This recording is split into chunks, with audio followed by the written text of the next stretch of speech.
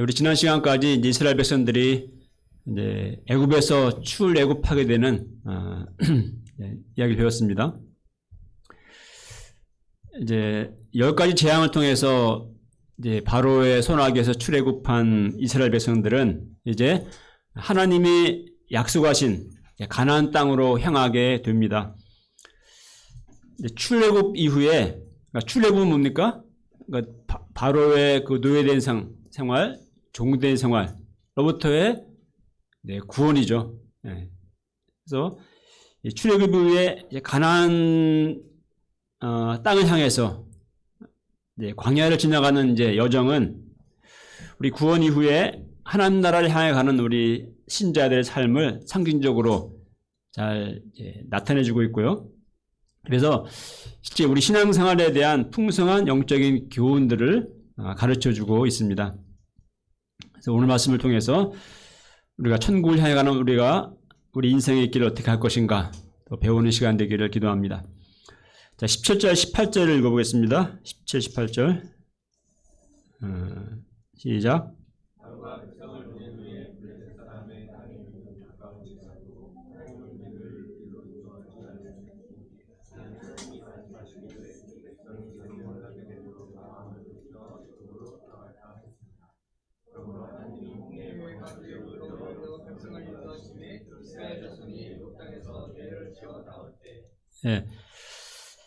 오늘 말씀 한번 지도를 한번 보고 제가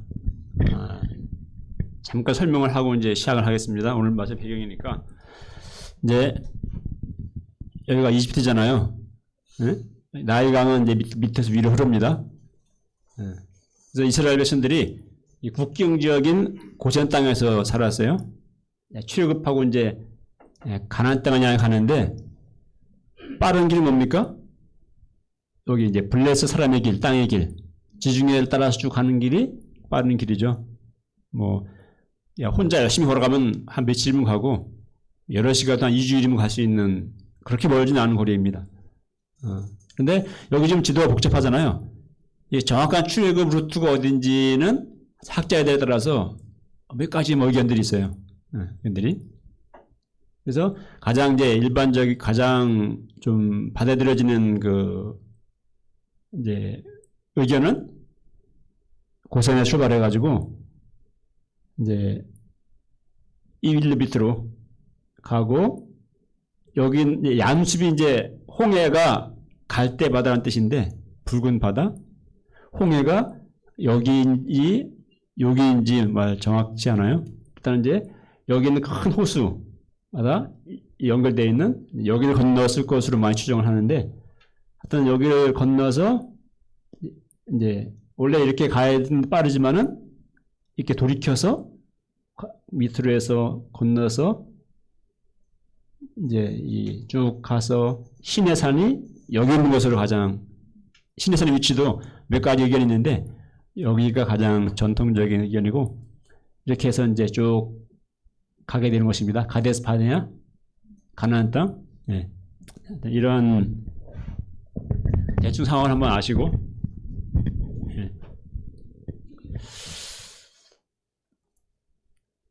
지도에 보았듯이 애굽에서 가나안 땅으로 가는 가장 빠른 지름길은 지중해 해안선을 따라가는 소위 블레셋 사람의 길이라는 곳입니다. 그래서 걸어서 한 두어 주면 갈 수 있는 길입니다. 그런데 하나님은 그 길로 인도하지 않으셨다고 하고 있죠. 왜 그래요? 글로 가게 되면은 이 블레셋 사람들과 전쟁을 하게 될 것이고 이 노예 백성이 갑자기 전쟁을 부딪히게 되면은 그들이 무기가 있습니까? 군사 훈련을 받았습니까? 그냥 종사하던 사람들이 그냥 무서워서 다시 돌아갈 거다. 거기 때문에 하나님이 그렇게 하지 않으셨다는 것이죠. 그런데 이것이 이제 표면적인 기록된 이유인데 사실은 실질적인 더 근본적인 이유가 있음을 우리는 알 수가 있습니다. 자, 이스라엘 백성들은 평생을 노예로 살아온 사람들이죠. 그러니까 노예 근성에 깊이 찌들어 있는 그들이 갑자기 가나안 땅에 1, 2주 만에 탁 들어간다. 그러면 어떻게 되겠습니까? 뭐 약속의 땅에 빨리 가면은 좋은 것일까요? 자, 평생 중으로 살던 사람이 어느 날 갑자기 왕의 옷을 딱 입혀놓고 왕궁에 딱 가면은 갑자기 그의 사고방식과 모든 게 다 왕같이 딱 되겠습니까? 안 되죠. 또 아주 미성숙한 사람이 어느 날 갑자기 엄청난 졸부가 되면은, 그럼 어떻게 됐습니까? 완전히 방종에 빠져서 그 인생이 망가지게 되는 경우를 우리는 보게 됩니다. 하나님이 이스라엘 백성들을 애굽에서 구원해 내시고 이제 가나안 땅으로 가게 하시는 것은 그들을 정말 세계에 대하여 제사장 나라, 거룩한 백성으로 삼고자 하는 그런 특별한 뜻과 계획과 비전 가운데 하나님이 이끌어내신 거예요. 그런데 이런 그들이 노예로 살던 그들이 갑자기 가나안으로 가게 되면은 그렇게 제사장 나라 거룩한 백성이 되겠습니까? 그래서 하나님은 그들을 광야길로 인도하십니다. 광야에서 여러 가지 어려움과 또 고난들을 겪으면서 인내 훈련, 또 믿음의 훈련을 시키십니다. 또 일용할 양식 먹는 훈련을 통해서 순종을 가르치십니다. 말씀에 순종하는 걸 가르치시고, 또 시내 산으로 인도하셔가지고 시내 산에서는 1년 동안 머물면서 1년을 그들에게 십계명을 가르치고 또 율법을 가르치고 또 제사제도를 가르치고 또 그들과 언약을 맺으시고 하나님의 백성으로서의 정체성을 갖도록 이렇게 하십니다. 자, 그렇게 했음에도 불구하고 결국 이제 가나안 땅 앞에 가데스 바네아에 갔을 때 아직 준비가 덜 됐어요. 아직 믿음이 없음과 또 불순종 때문에 못 들어가죠. 또 다시 턴해서 40년간 광야를 계속 훈련받다가 그 후에 그 다음 세대가 이제 약속의 땅에 들어가게 됩니다. 그만큼 그렇게 준비를 시키신 걸요. 그냥 빨리 가면 되는 게 아니라 그렇게 하나님이 준비를 시키신 것입니다. 이럴진데 만일 그들이 애굽을 떠나 바로 가나안 땅에 들어갔다면 어떻겠습니까? 그 땅을 차지하지도 못했을 것이고 설령 차지한다 할지라도 그 축복의 땅에서 축복을 누리지 못하고 속히 망하게 되고 말 것입니다. 그렇기 때문에 이와 같은 이유로 하나님은 우리도 우리의 신앙생활도 그냥 가까운 길, 빠른 길로 인도하지 않으시고 어떻게 인도하십니까? 돌려서 인도하십니다. 쉽게 갈 수 있는 길이 아닌 광야길로 인도하십니다. 약속한 것을 우리가 빨리 축복을 빨리 얻는 게 좋은 것이 아닙니다. 저는 예수님을 만난 후 대학 2학년 때부터 열심히 전도하고 열심히 양을 쳤습니다. 저에게는 하나님의 복음 역사에 대한 열정이 있었습니다. 근데 아무리 열심히 해도 참 양 피싱하고 진짜 양 만나려고 제 수업 시간 중간에 나와가지고 양 강실 앞에서 기다리고 그렇게 막 했는데 열매를 맺을 수가 없었습니다. 정말 왜 이렇게 실패하는지 이유를 알 수 없었고 또 여름 수양회 때마다 그렇게 열심히 양을 추천해 보려고 했는데 결국 양이 참석 안 하니까 양이 참석하지 않은 것으로 인해서 수양회 내내 마음이 힘들어서 수양회 끝나고 나면은 무슨 말씀 은혜를 받았는지 아무 생각나는 게 없어가지고 참 허탈할 때가 많았습니다. 그렇게 2년간의 거듭되는 실패를 통해서 하나님은 결국 저는 굉장히 뭔가 열정과 어떤 비전과 또 내 꿈과 또 야심이라 했을까? 또 어떤 간에 열심히 했는데 그런 저를 참 실패하게 하시고 한 영혼을 순수하게 사랑하고 섬기는 목자가 되고자 투쟁하도록 그렇게 저를 훈련하셨습니다.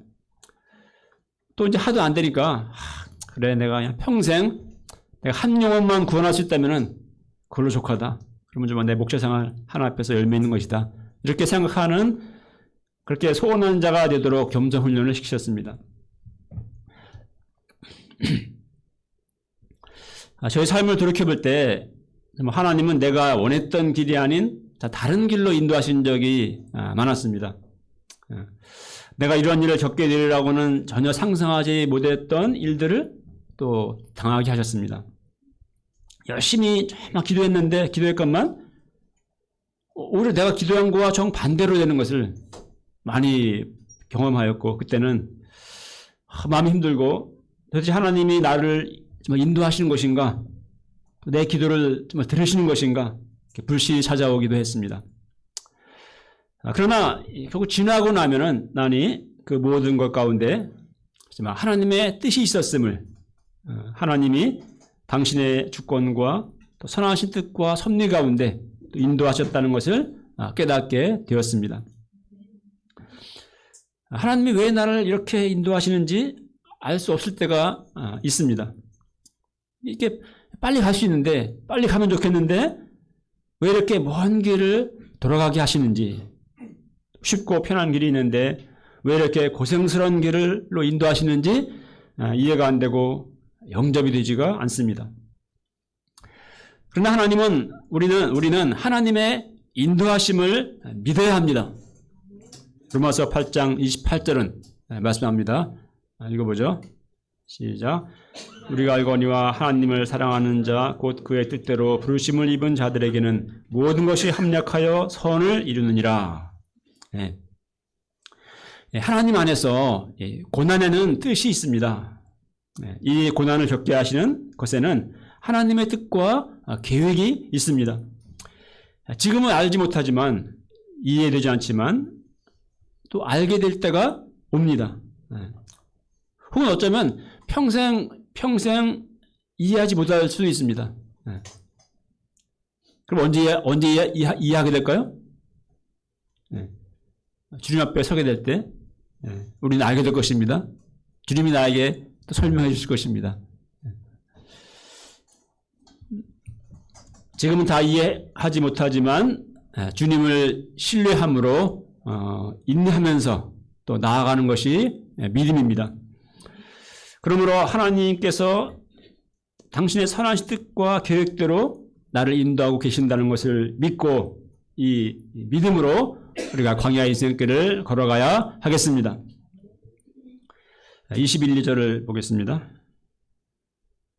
시작.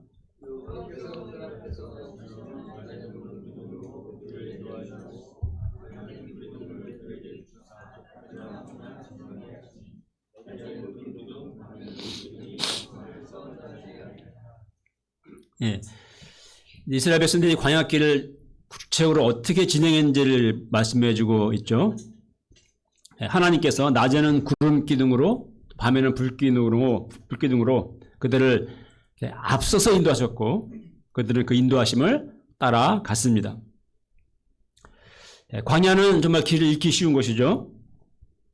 구원 이후 약속의 땅을 향해 나아가는 우리의 인생도 하나님의 인도하심을 받아야 합니다. 그래야 길을 잃지 않고 약속의 땅에 이를 수가 있습니다.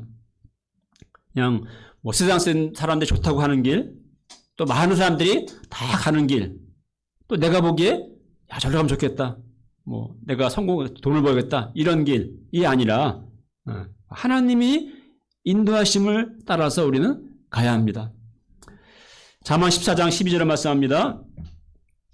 읽어보겠습니다. 시작.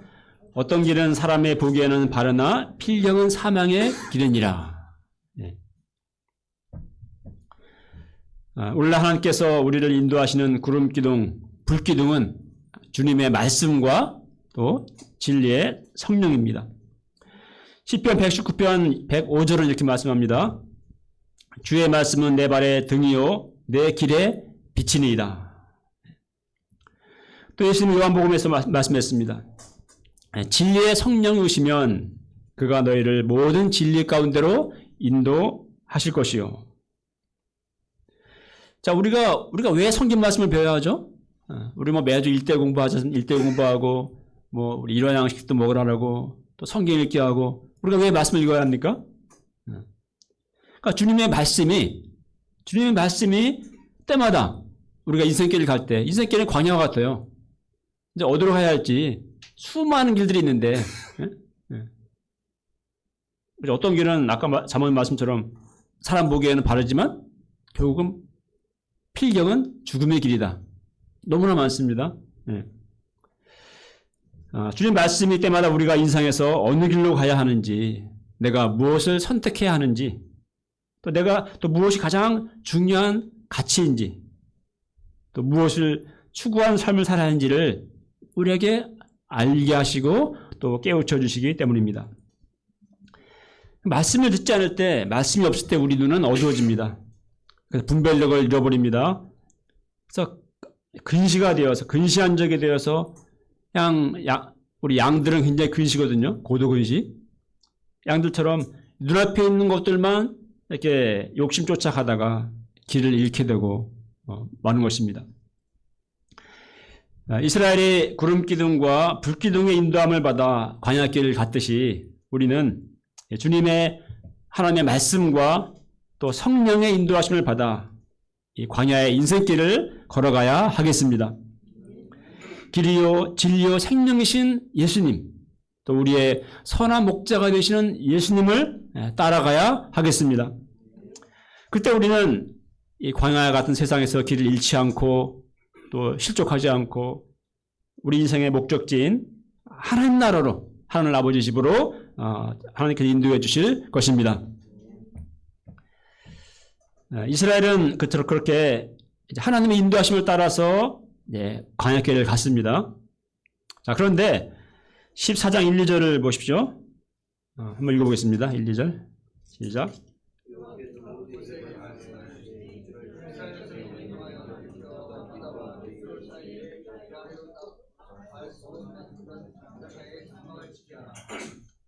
예. 하나님은 이스라엘 자손들에게 돌이켜서 바닷가에 장막을 치라고 하십니다. 앞에 18절에서도 이제 빠른 길로 가지 않고 이제 광야길로 이제 돌려 인도하실 때였죠. 그죠? 돌려서 인도하시다고 했는데 여기에는 2절에 보니까 이번엔 돌이켜, 영어로는 이제 턴백, 그죠? 네. 그렇게 돌이키게 하십니다. 그리고 멀쩡히 가던 길에서 돌이켜서 뒤로 빠꾸해서 딴 데로 가서 길이 아닌 바닷가로 앞으로 인도하신 것입니다. 굉장히 황당한 일이죠, 그죠? 이 길을 가야 되는데 갑자기 바닷가 앞으로 인도한 거예요. 네. 지금 뭐 하시는 것인가 당황스럽고 너무 뜨거운데 길 건너라 고생하니까 좀 시원하게 해수욕을 좀 하고 바캉스 좀 하도록 하시는 것인가? 그렇게 생각할 사람도 있었을 것 같아요. 근데 그게 아니었습니다. 3, 4절을 보게 되면은 이제 그러니까 바로 왕을 유인하는 것과 같이 바로 왕으로 하여금 이스라엘이 광야에서 길을 잃고 바다 앞에 갇힌 것으로 생각하여서 추격하게 하고 그 군대로 말미암아 하나님의 여호와이신 것을 알게 하고자 하심이었습니다. 자, 하나님이 여호와이신 것을 알게 하는 것은 좋습니다. 하지만 이스라엘 백성들에게 입장에서 볼 때 이것은 정말 큰 공경에 빠지는 것이죠. 앞에는 바다가 가로막혀 있고 뒤에는 정말 복수심에 불타는 애국 군인들이 군대가 추격해 옵니다. 이런 상황을 두고 뭐라 그러니까 한자성어로 진퇴양난, 풍전등화, 사면초가 이걸 두고 하는 말들이죠. 하나님께서 의도적으로 이렇게 하신 거예요. 하나님께서 일부러 이렇게 하셔서 이스라엘을 절대절명의 상황으로 몰아 넣으신 것입니다.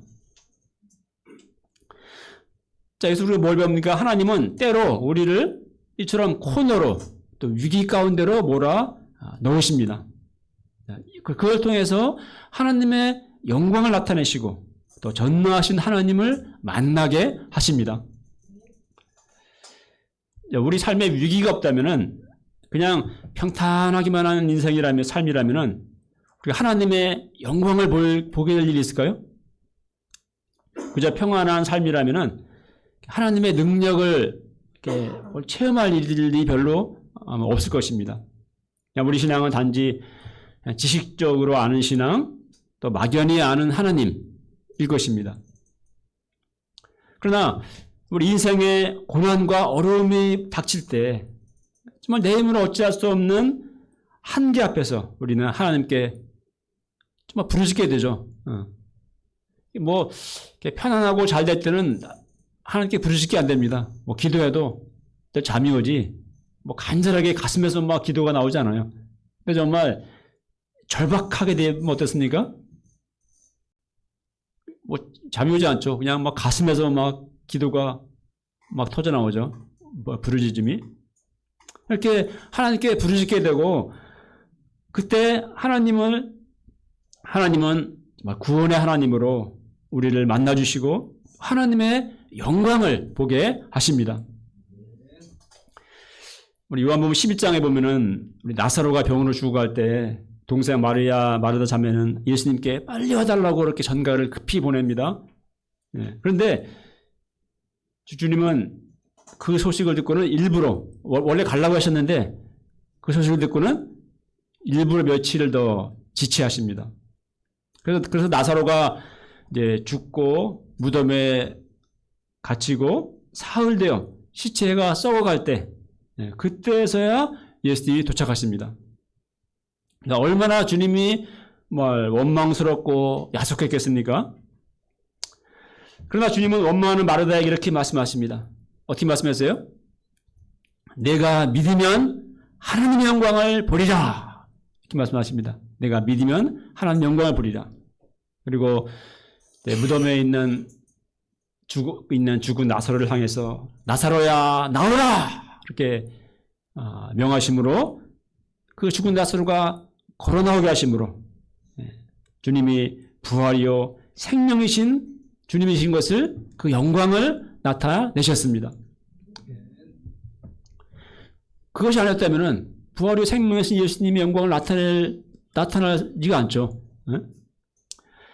위기가 곧 기회라는 말은 영적으로도 맞습니다. 그러므로 우리는 삶의 위기가 닥칠 때 우리는 오히려 이러한 소원, 믿음과 영적인 소원을 가져야 합니다. 여러 해 전 저도 삶의 위기가 찾아와 처했을 때 도무지 길이 없고 방법이 없을 때 저는 주님이 하셨던 말씀 내가 믿으면 하나님의 영광을 보리라 하는 말씀을 붙들고 또 붙들고 기도했었습니다. 그렇습니다. 절망의 위기는 하나님의 영광을 보게 될 기회가 될 수 있습니다. 지금 절망스러운 위기 가운데 처해 있는 분 있나요? 절망하지 말고 포기하지 말고 우리가 하나님께 나가서 하나님의 구원을 보게 해달라고 하나님의 영광을 보게 해달라고 기도해야 하겠습니다. 하지만 현실은 현실입니다. 앞에는 홍해가 바다가 가로막고 있고 뒤에는 분노한 애국 군대가 가까이 이르를 때 얼마나 두렵겠습니까? 그래서 10절에 보면은 이스라엘 백성들은 심히 두려워서 부르짖습니다. 그리고 이제 모세를 원망해요. 그러니까 애굽에 매장지가 없어가지고 우리를 이끌어내서 이 광야에서 이렇게 칼에 맞아 죽게 하느냐? 그러기에 애굽에 있을 때 우리를 내버려두라고 하지 않았느냐? 애굽 사람을 노예로 섬기는 게 광야에서 주는 것보다는 낫다. 이렇게 원망합니다. 그들의 두려움과 공포와 원망 충분히 이해가 됩니다. 그러나 그 순간에 모세의 모습은 어땠습니까? 13절과 14절을 읽어보겠습니다. 시작.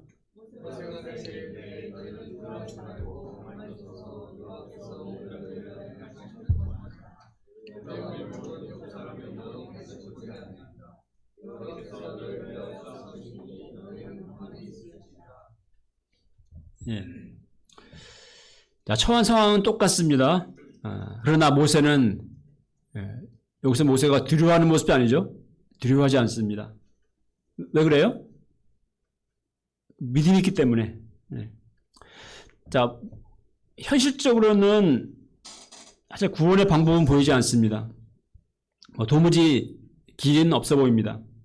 그러나 모세는 하나님을 믿었습니다. 모세는 상황을 믿지 않고 하나님을 믿었습니다. 하나님의 약속을 믿었습니다. 우리는 하나님을 믿죠. 믿는데 우리는 뭔가 방법이 있어 보일 때는 하나님을 믿습니다. 현실적으로 가능성이 좀 있어 보일 때는 하나님을 믿습니다. 그래서 도무지 방법이 없어 보일 때, 구원의 길이 없을 때는 하나님을 믿지 못합니다. 그러나 방법이 있을 때 하나님을 믿는 것은 어쩌면 누구는 믿지 못하겠습니까? 성경은 아브라함의 믿음에 대해서 어떻게 얘기하고 있죠? 아브라함은 바랄 수 있는 중에 바라고 믿었다고 했나요? 아브라함은 바랄 수 없는 중에 바라고 믿었다. 이렇게 말하죠. 하나님을 믿는다고 하면 적어도 그런 믿음이어야 되지 않을까요? 그냥 우리 수준에서 볼 때, 현실적으로 볼 때 뭔가 좀 그래도 가능성이 있어 보이고 뭔가 그래도 될 수 있겠다. 근데 약간 불안하다. 이럴 때 하나님을 믿고 불가능해 보일 때는 믿지 않는 믿음이라면은 그럼 하나님을 좀 자존심 상하게 하는 것이 아닐까요? 하나님 입장에서. 정말 믿을 수 없고 방법이 없고 불가능할 때 그러나 나는 하나님을 믿습니다. 하나님 신뢰합니다. 약속을 믿습니다. 할 때 하나님이 그 믿음을 인정해 주시지 않겠습니까? 아브라함의 믿음이 그 믿음이었다는 것이죠. 아브라함의 믿음이. 애국 군대는 더 가까이 왔고 백성들의 부르짖음은 극에 달합니다. 이제 곧 애국 군대의 병거와 칼이 온 이스라엘 백성들을 유린할 그럴 상황이 되었습니다. 이게 하나님 어떻게 극적인 구원의 길을 내십니까? 15절과 16절을 읽어보겠습니다. 시작.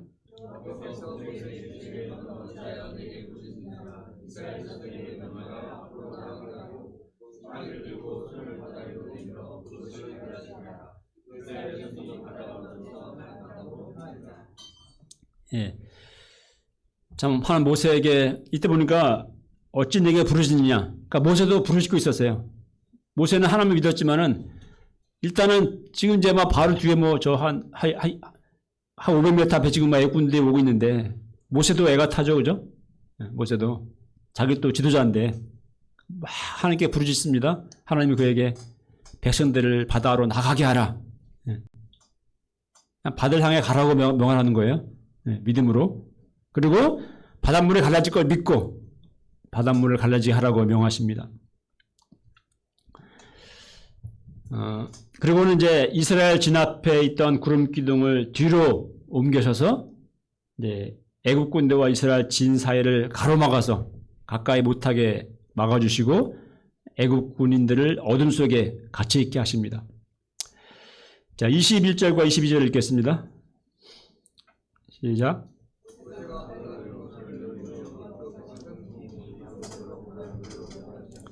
물이 갈라져 바다가 만땅이 된지라. 이스라엘 자손이 바다 가운데로 육지로 흘러가고 물은 그들의 좌우에 벽이 되니. 우리나라에도 모세의 기적이 나타난다는 곳이 있죠. 어딘가요? 현대판 모세의 기적, 저 남해안 진도에 가면은 사진 나오더라고요. 그건 뭡니까? 이 조주간말차가 있으니까 얇은 거기에 약간 이제 튀어나온 부분이 이렇게 있으면은 물이 쫙 빠지면 이제 그런 이제 길이 약간 나는 것이죠, 그죠? 그래서 하여튼 모세 덕분에 하나님 덕분에 진도가 관광 명소가 돼서 돈을 벌는 것은 좋은 일이지만, 근데 모세의 기적은 그런 무슨 장난 같은 그런 것이 아니죠. 모세의 기적은 정말 깊은 바닷물이 갈라져서 좌우에 물이 벽이 되고 그 가운데 길이 난 것입니다. 그리고 백성들은 바다 가운데를 육지로 걸어갔습니다. 하나님이 이를 통해서 천지를 창조하신 전능하신 하나님이신 것을 그 능력을 나타내 보이십니다. 자, 바다 가운데를 육지로 걸어갔다는 표현은 좀 놀랍고 인상적입니다. 그렇지 않습니까? 바다 가운데를 육지로 걸어갔다. 뭐 이런 표현이, 이런 기록이 있습니까? 어디에? 없죠. 네, 바다 위를 배 타고 갔다는 말은 많이 들었지만 바다 가운데를 육지로 걸어갔다. 이런 것은 듣도 보도 못한 것입니다. 이건 있을 수가 없는 일입니다. 말도 안 되는 것입니다. 바다는 길이 없는 곳입니다. 배가 없으면 건널 수가 없는 곳입니다. 바다가 갈라져서 바다를 육지같이 건너게 하리라고 누가 상상조차 했겠습니까? 그러나 하나님은 그렇게 하셨습니다. 하나님은 우리가 상상하지 못했던 방법으로 길을 내시는 전능하신 하나님이십니다. 그러므로 하나님 앞에서는 길이 없다, 방법이 없다 말하지 말아야 합니다. 가망이 없다, 소망이 없다 하고 말하지 말아야 합니다. 하나님은 길이 없는 가운데 길을 내시는 여호와 하나님이십니다. 지금 우리 앞에 있는, 내 앞에 놓여 있는 홍해가 무엇입니까? 내 앞을 가로막고 있는 절망의 문제가 무엇입니까? 나의 믿음의 길을 가로막고 있는 문제가 무엇입니까? 현실적으로는 방법이 없어 보입니다. 나의 힘과 지혜로는 아무것도 할 수가 없습니다. 도무지 길이 없어 보입니다. 그러나 하나님은 길을 내실 수 있습니다. 하나님은 그 바다 가운데 길을 내시고 육지같이 건너게 하실 수 있습니다. 올해 나의 앞에 놓인 홍해가 갈라지고 육지같이 건너는 믿음의 역사를, 하나님의 영광을 볼 수 있기를 기도합니다. 우리 공동체 가운데 청년들의 영적인 부흥과 또 안양대 캠퍼스 일대일 역사가 홍해와 같습니다. 올해 이 홍해가 갈라지고 길이 열리는 그 길을 육지로 건너가는 하나님의 영광을 보게 되기를 기도합니다. 우리 인생의 길에 많은 어려움과 또 고난, 유혹들이 있습니다. 주님이 약속하신 하나님 나라에 이르기까지 우리 올 한 해도 주의 말씀과 성령님의 인도하심을 따라서 믿음과 순종함으로 광야 인생의 길을 걸어가는 우리 모두가 될 수 있기를 간절히 기도합니다. 네, 2절 마치겠습니다. 21, 22절 시작.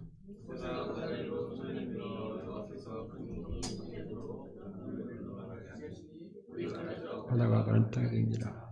새와 자신이 바다 가운데를 육지로 걸어가고 물은 그들의 좌우에 되니. 하나님 아버지,